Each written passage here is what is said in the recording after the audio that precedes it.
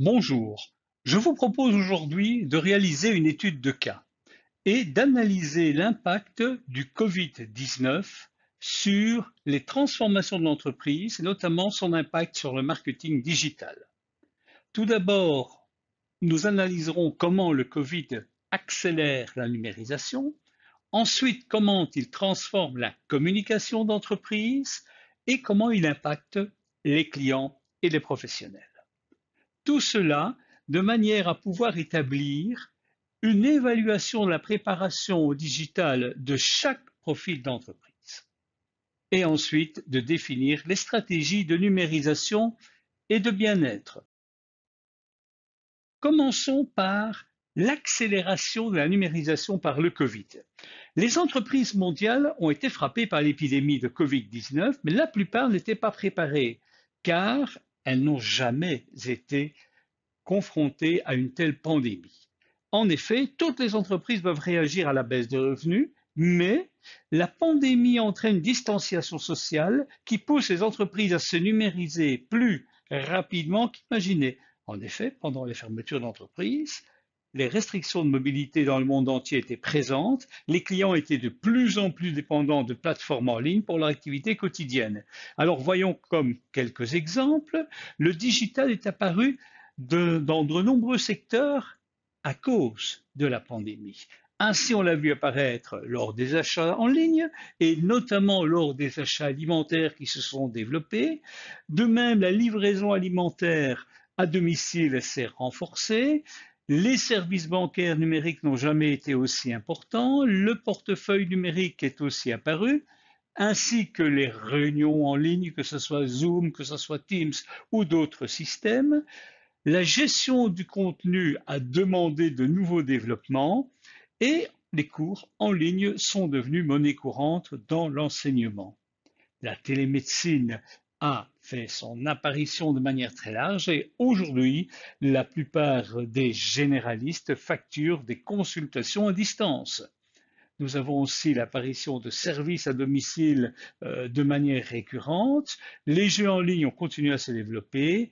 L'entraînement en ligne s'est aussi développé avec la présence de coachs un peu partout.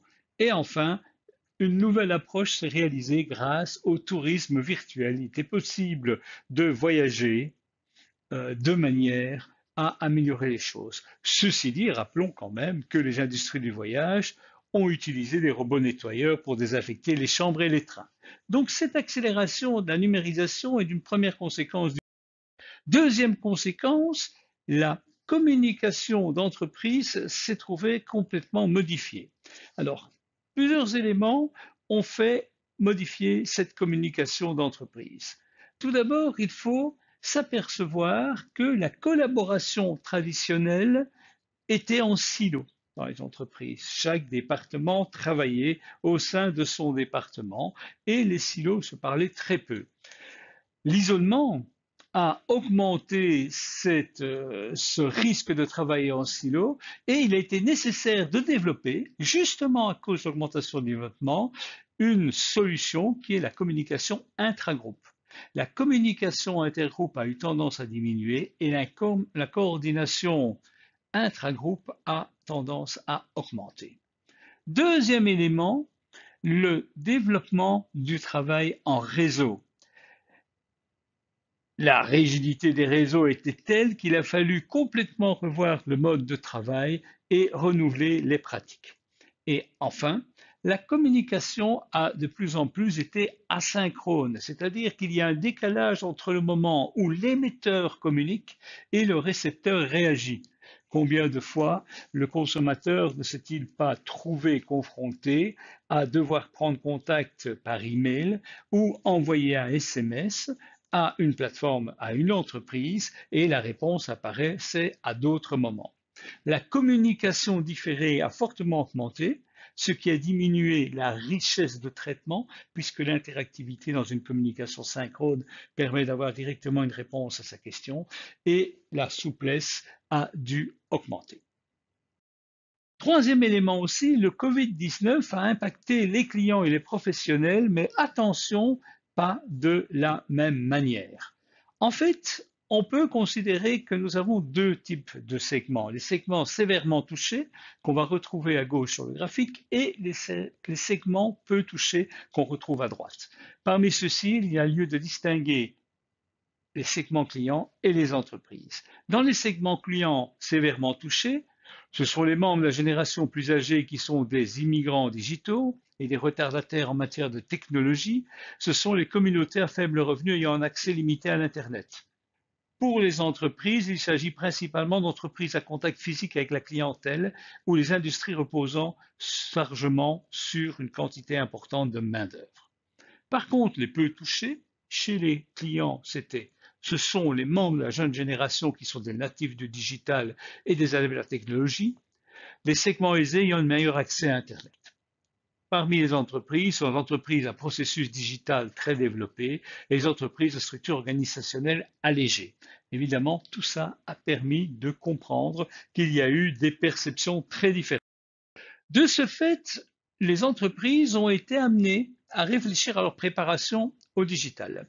Et on peut imaginer la mise en place de deux axes importants. Un axe vertical qui évalue l'état de préparation de l'entreprise. À l'étage supérieur, l'état de préparation est élevé, à l'étage inférieur, il est faible. Même chose pour l'axe horizontal où on va évaluer l'état de préparation des clients. À gauche, il est faible, à droite, il est élevé. Alors regardons le premier cadran en bas à gauche, le cadran prémisse. Ce quadrant comprend les entreprises qui sont les plus durement touchées par la pandémie. Les entreprises de ces secteurs seraient moins prêtes à faire face à cette crise, principalement parce que leur processus organisationnel exige encore beaucoup d'interactions physiques qui sont plus difficiles à éliminer ou à remplacer. En même temps, il est également peu probable qu'elles puissent faire migrer leurs clients vers des interactions digitales.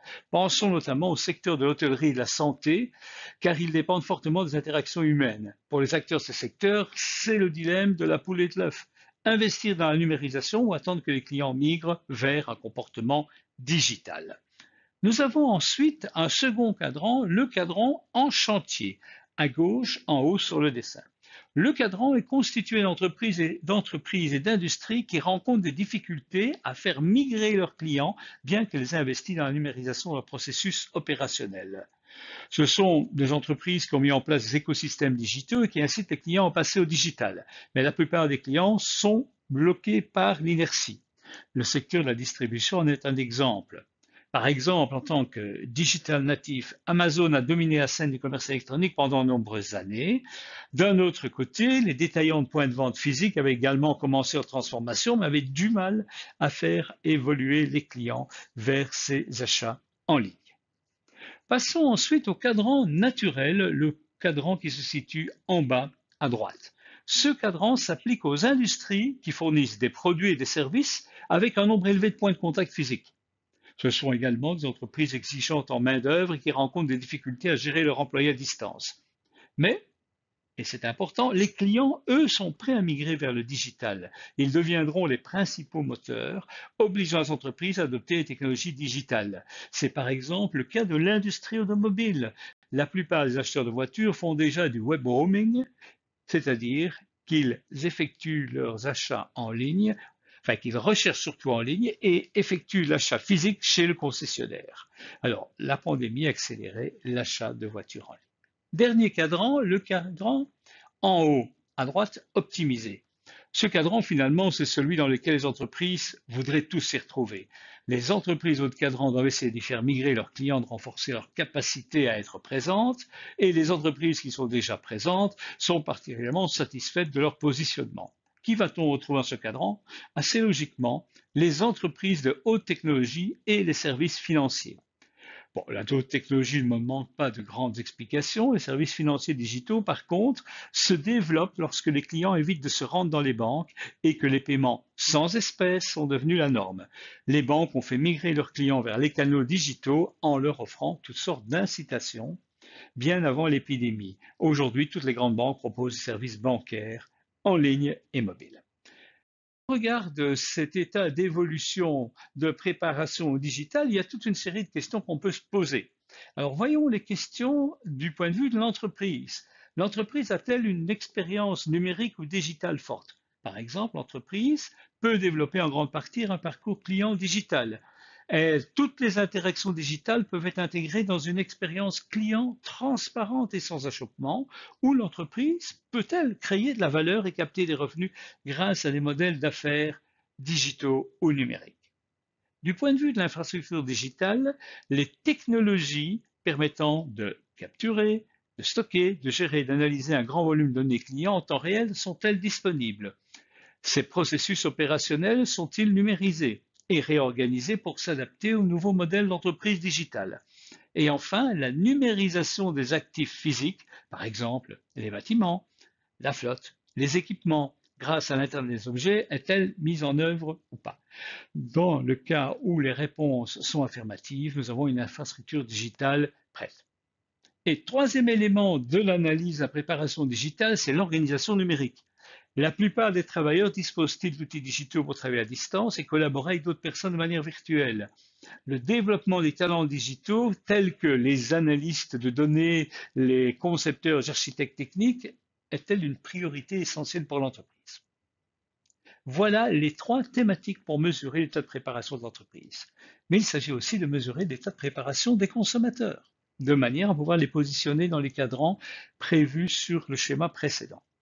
Alors, les consommateurs sont-ils prêts? C'est-à-dire, est-ce que la majorité de la clientèle se compose des générations Y et Z adeptes au digital? La plupart des clients réalisent-ils déjà des transactions avec l'entreprise par le biais de plateformes digitales? Lors de l'utilisation de produits et services, les clients sont amenés à interagir avec des interfaces numériques. Est-ce que c'est le cas? Le parcours client digital, est-ce qu'il existe? Les parcours des clients sont-ils déjà entièrement, c'est idéal, ou partiellement en ligne? Par exemple, est-ce qu'on peut faire du furetage en magasin et du web repérage? Les interactions physiques que les clients trouvent problématiques peuvent-elles être remplacées et améliorées par la technologie digitale? Et une mine d'informations est disponible sur Internet pour que les clients puissent prendre eux-mêmes des décisions en connaissance de cause, oui ou non. Troisième élément, quelle est la capacité du client à passer au numérique? Cela signifie que les interactions physiques avec l'entreprise peuvent devenir inutiles, sont non pertinentes et sans intérêt. Est-ce le cas? Cela signifie aussi que les produits et services sont considérés comme peu complexes par le consommateur, que les risques d'erreur sont limités. Et cela signifie aussi que les clients sont incités à passer au numérique parce que le choix est plus large, les prix plus avantagés, la qualité supérieure, la communauté d'utilisation est bien présente. Si vous répondez dans l'affirmative à ces trois thématiques, l'état de préparation des consommateurs est au beau fixe. Évidemment, ça veut dire aussi que par rapport à nos entreprises, nous allons voir un niveau plus ou moins élevé de préparation chez les clients et chez les entreprises, et nous allons donc retrouver dans le cadran optimisé les entreprises high-tech et les services financiers, dans le cadran naturel l'industrie automobile, dans le cadran chantier l'industrie de la vente au détail et dans les prémices l'hôtellerie, la santé. Ça signifie aussi qu'en matière de stratégie de numérisation, il est important, suivant le cadran dans lequel on se trouve, d'avoir une approche stratégique différente. Bon, l'idéal, c'est de se trouver dans le cadran optimisé. Là, qu'est-ce qu'il faut faire? Il s'agit de renforcer le leadership numérique. C'est assez évident en tant que tel. Par contre, quand on est dans le cadran prémisse, on va essayer de faire migrer les clients vers les canaux digitaux. On va donc développer toute une série de stratégies pour que les clients puissent se rendre dans ces canaux digitaux. Enfin, quand on est toujours dans le cadran prémisse, ce qu'on peut faire, c'est en même temps développer les compétences numériques au sein de l'entreprise, de manière à ce que les clients du cadran le plus faible, prémisse, soient orientés soit vers le cadran naturel, parce qu'ils sont prêts à changer si les canaux existent, soit parce qu'on va mettre en place une série de stratégies pour développer les compétences numériques au sein de l'entreprise. Quoi qu'il en soit, l'objectif est de rejoindre le cadran optimisé. Alors, ces stratégies de migration des clients nécessitent évidemment d'adapter la stratégie à son secteur. Il n'y a pas une bonne stratégie. Il faut se poser en fait la question de savoir où l'entreprise se situe-t-elle, c'est dans le segment, le cadran en chantier ou dans le cadran prémisse. Si c'est le cas, il s'agit de stimuler le passage au digital en offrant une plus grande valeur ajoutée grâce à l'expérience en ligne. Concrètement, on va inciter à passer au digital.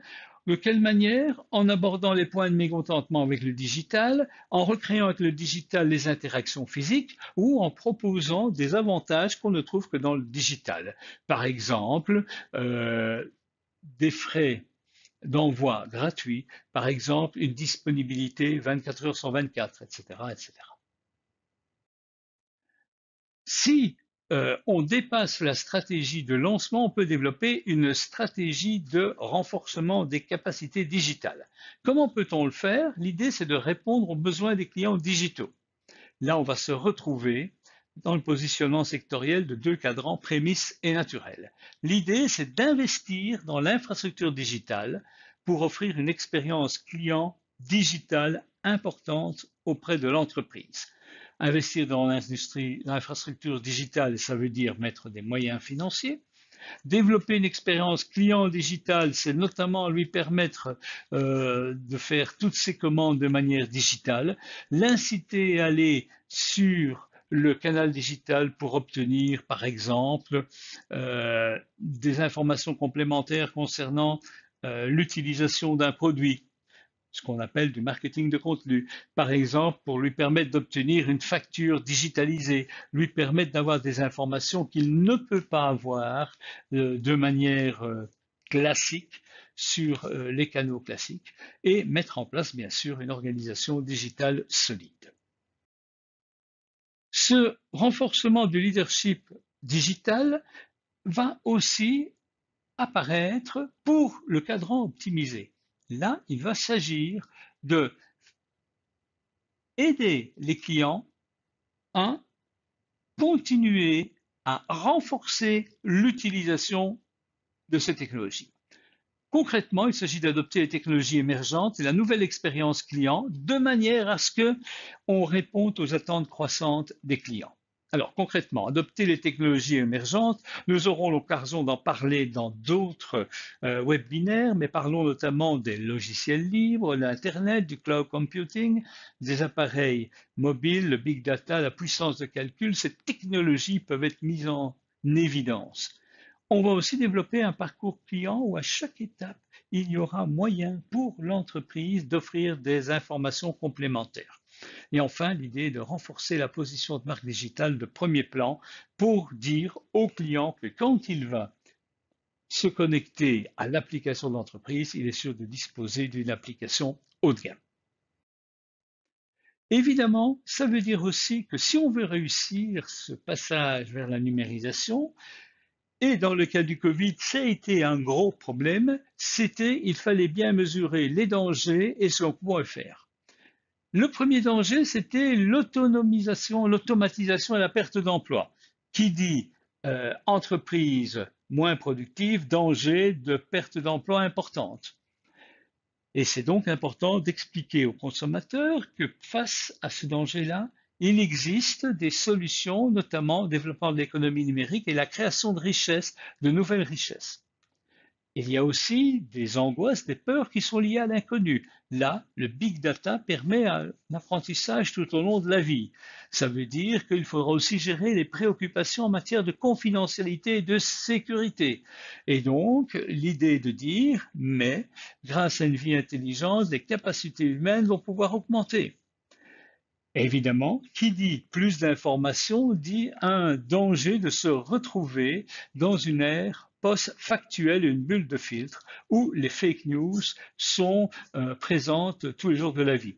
L'idée est donc de pouvoir améliorer le bien-être, prolonger la vie et surtout d'aider le consommateur à s'y retrouver, le former à utiliser cette technologie. Alors, les styles de vie numériques et les effets secondaires comportementaux sont importants. Ainsi, on imaginait que le fait de passer trop d'heures devant un écran pouvait abrutir les jeunes, etc. Aujourd'hui, différentes études montrent que c'est loin d'être le cas, que les jeunes qui passent plus de temps devant un écran développent d'autres capacités et ça permet aussi plus de durabilité et d'inclusion sociale. Quelque part, parler des dangers de la numérisation, c'est aussi aider à montrer que différentes promesses existent et qu'elles peuvent être tenues. Ça veut dire aussi qu'il faut améliorer le bien-être. Alors, pour améliorer le bien-être, on peut l'améliorer à différents niveaux.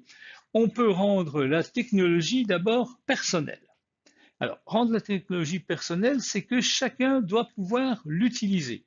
Donc, c'est une approche personnalisée en fonction de son centre d'intérêt, permettre de développer une attention sélective en fonction du profil que l'on a et assurer un contrôle humain. Ne pas avoir l'impression que l'ordinateur décide à la place du client.